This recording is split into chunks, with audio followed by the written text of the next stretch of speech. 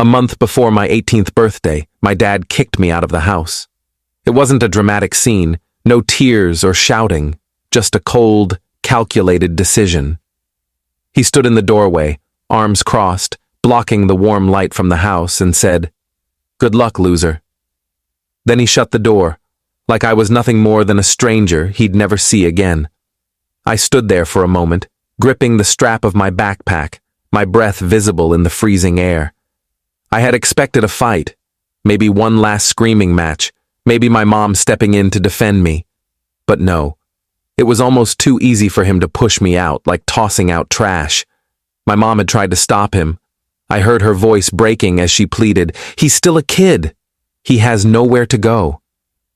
But my dad wasn't the type to listen once he'd made up his mind. And he'd decided long ago that I wasn't his problem anymore. I didn't know where to go. I had a few friends, but their parents would ask questions. I thought about sleeping at a bus stop or finding a 24-hour diner to sit in all night. But then I remembered my grandparents. They lived about 5 miles away. So I walked. 5 miles in the freezing cold, my hands numb by the time I reached their house. I knocked, half hoping they wouldn't answer so I wouldn't have to explain. But after a few moments, my grandfather opened the door, squinting at me like he wasn't sure I was real. "Let me guess," he said. "Your old man finally lost it." I nodded. He sighed, stepped aside, and let me in. No questions, no judgment, just warmth. That was the difference between him and my father. My dad saw me as a burden. My grandfather saw me as family. Life with them was easy. My grandma made sure I ate. My grandpa gave me advice. And for the first time in years, I wasn't waiting for the other shoe to drop. But a week later, everything changed again. My cousin Noah called me. "Dude," he said, laughing, "did you hear what happened to your car?" My stomach sank. "What do you mean?" I asked. "Your dad sold it," he said. "Didn't he tell you?" Of course he hadn't. My dad had sold my car, the one I'd worked 2 summers for, sweating through long shifts at a mechanic's shop to afford. And the worst part? My sister was driving it. Technically, her boyfriend had bought it from my dad, but she was the one showing it off, posting selfies in the driver's seat like it had always been hers. I should have been furious, but I knew how this would go. She was 19, claiming she was pregnant, and if I challenged her, she'd twist the story. She always did. But I wasn't going to let it go. I couldn't. The next morning, I met with my grandfather's lawyer. 2 days later, my dad got a call. And that's when the real chaos began. I wasn't there when my dad answered the call, but I heard about it from Noah, who was there. Apparently, my dad picked up the phone, sounding smug as usual, probably expecting a routine call. Then the lawyer hit him with it. Selling my car without my consent was illegal. Since it was in my name, he had no right to sell it. If he didn't return the money or fix the situation, he'd be sued. Noah told me my dad went ballistic. At first, he tried to act like it wasn't a big deal. Then, when he realized the lawyer wasn't backing down, he switched tactics, yelling about how I owed him, how I should be grateful he raised me for free all these years. Typical. An hour later, my sister called me in tears. "How could you do this to me?" she sobbed. "You know I need this car for my baby." I sat on my grandparents' couch, holding the phone away from my ear. "You're not even pregnant," I said. "Last week you were drinking at a party." She gasped like I'd slapped her. "That was sparkling cider," she cried. I didn't bother arguing. She hung up on me. I figured my dad would suck it up and pay the money back. He hated losing, but he hated lawsuits even more. What I didn't expect was what happened next. That night, Noah sent me a text. "Dude, your dad's throwing a party." I stared at my phone. "What?" I replied. "He's calling it a good riddance party. There's literally a cake with your name on it." I thought he was joking until he sent a picture. There it was, a full-size sheet cake with "Bye Bye Henry" written in big blue frosting. My dad had invited a bunch of people over to celebrate kicking me out.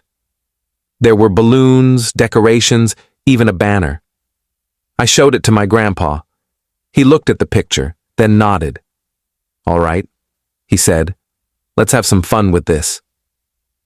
I wasn't sure what he meant, but 10 minutes later, we were in his truck, driving to my dad's house.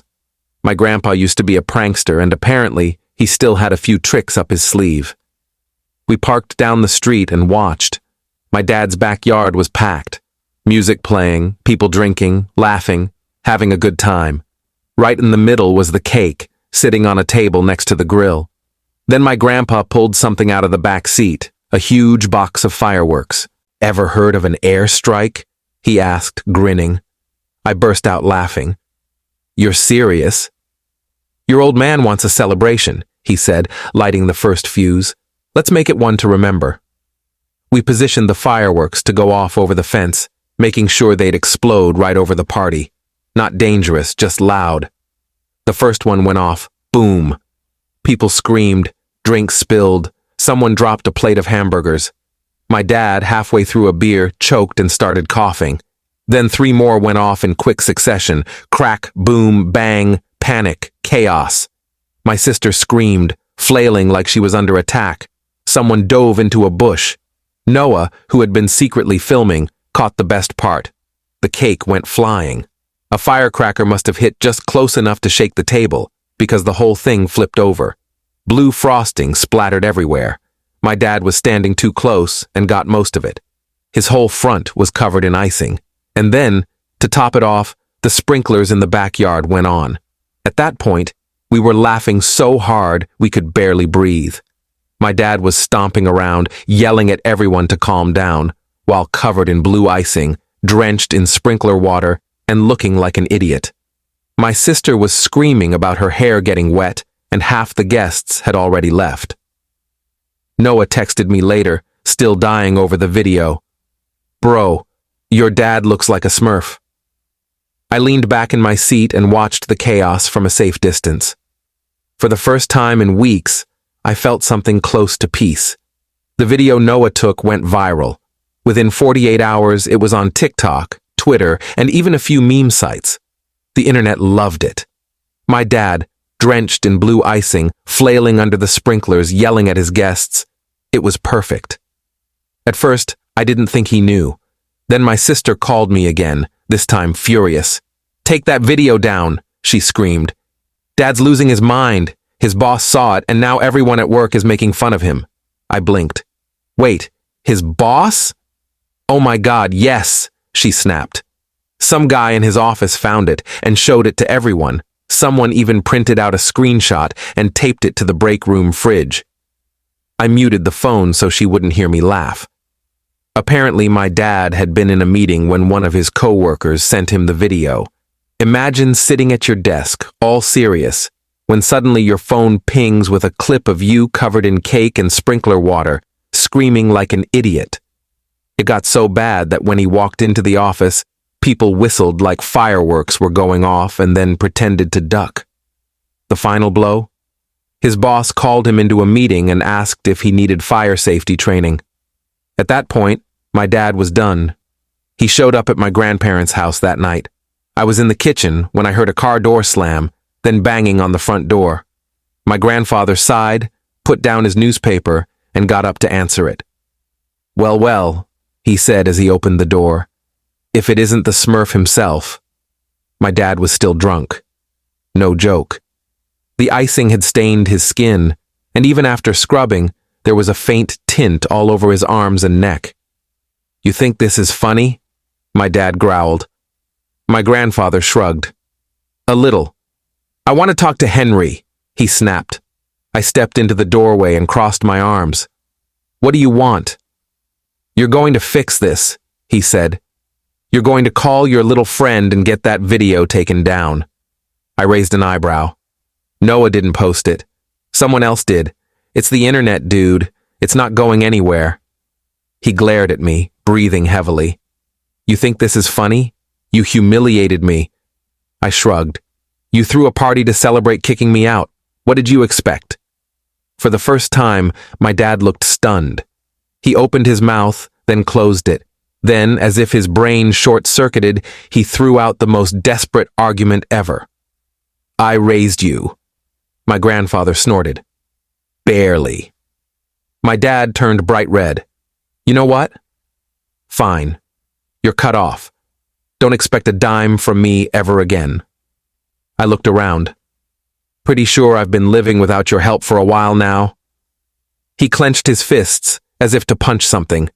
Then, without another word, he turned and stormed back to his car. I watched him go and felt something I hadn't felt in a long time. Relief. Because for the first time, he wasn't in control.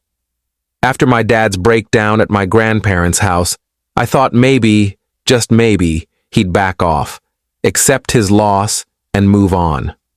Nope. The man was obsessed with repairing his reputation. A week after the video went viral, Noah sent me another text. "Bro, your dad is doing damage control. He wrote a Facebook post calling you a troubled youth and saying he kicked you out for your own good." I almost dropped my phone. I went straight to his Facebook and there it was, a long, dramatic post about how he was a concerned father who tried everything but was forced to make a tough love decision. But the best part? He posted a GoFundMe link. He was literally trying to raise money to kick me out. The description said something about how he had been unfairly slandered and needed help to recover from defamation and property damage. I laughed so hard I couldn't breathe. But it gets even better. Because guess who found the post and started commenting? My mom. She tore him apart in the comments. "You didn't kick him out to help him. You did it because you're selfish and didn't want the responsibility anymore. You stole his car and sold it to support your drinking habit. Tell me again how you're the victim." And then other people joined in. Some of my dad's old co-workers, neighbors, even people who knew him in high school. Apparently, my dad had burned a lot of bridges over the years, and now everyone saw their chance. When I checked again, the GoFundMe had negative donations. How could that be? Because people were reporting it for fraud, and GoFundMe was actually refunding the money people had donated. My dad deleted the post within hours, and just when I thought things couldn't get any worse for him, my mom filed for full custody of my little brother. Yes.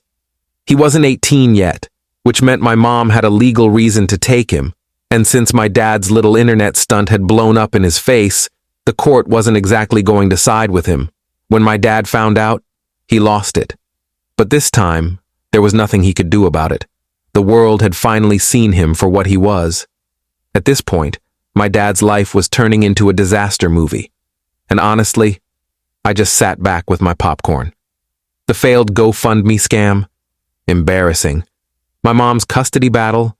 Devastating. But the thing that finally broke him? The news. Yes, the news. I woke up one morning to a dozen texts from Noah. "Dude, check the local news website. Your dad made the headlines." I shot out of bed and pulled up the page. And there it was, an entire article titled, "Father Throws Good Riddance Party After Kicking Out Son, Immediately Regrets It." Oh dear God. I clicked on it, heart pounding. It detailed everything. The viral video, the Facebook meltdown, the GoFundMe scam. They even mentioned the custody battle. And the best part? The article interviewed my dad's boss, who said, "Yeah, we've been laughing at him around the office for weeks." I actually had to put my phone down and just breathe for a second. Because that was beautiful. But it wasn't over. An hour later, my dad called. I stared at the screen. He hadn't called me once since he kicked me out. Now he suddenly needed to talk? I answered. "Hello? Are you happy now?" He exploded. "You ruined my life." I just sat there. "I didn't write the article." "You didn't have to," he roared. "This is your fault. Do you have any idea what this is doing to me?" I shrugged. Kind of sounds like a you problem. He got quiet, then suddenly his voice fell. "Come back home." I almost laughed. "Excuse me?" "You heard me," he said, forcing his voice to sound calm. "Come back home. We'll work this out together." I couldn't believe it. The man who kicked me out a month before my 18th birthday was begging me to come back. Why would I do that? I asked. Because, he snapped. If you come home, I can tell people the video was a joke, a prank we planned together. I can clean up this mess, and you can stop living with these old fossils. He really screwed up on that last part. My grandfather, who was sitting across from me, raised an eyebrow. Put it on speaker, he whispered. I did. My grandpa leaned in. Hey, smooth man, you know Henry isn't stupid, right? Silence. Then my dad growled, Stay out of this, old man. My grandfather grinned. Or what? You gonna throw another party? Maybe bring TV cameras this time? Click. My dad hung up. We both burst out laughing. At that point, it was official. He was done. My dad ended up with a criminal record for grand theft auto. Since he had no money for a lawyer, thanks to his failed GoFundMe, he lost the case. My mom got full custody of my little brother. He doesn't have to put up with my dad's crap anymore. My sister? Turns out she wasn't really pregnant. She admitted she made it up for attention after the guy she was dating dumped her. Noah? He's still my favorite cousin. He sends me memes about my dad at least once a week. As for me, I stayed with my grandparents for a while, saved up, and got my own place. I never went back. And my dad? Last I heard, he moved out of state. No job, no friends, no one to bail him out. The man who threw me a good riddance party? Turns out he was the one nobody wanted. If you enjoyed this video, make sure to like, subscribe to the channel, and press the bell icon so you never miss a new upload. Thanks for watching.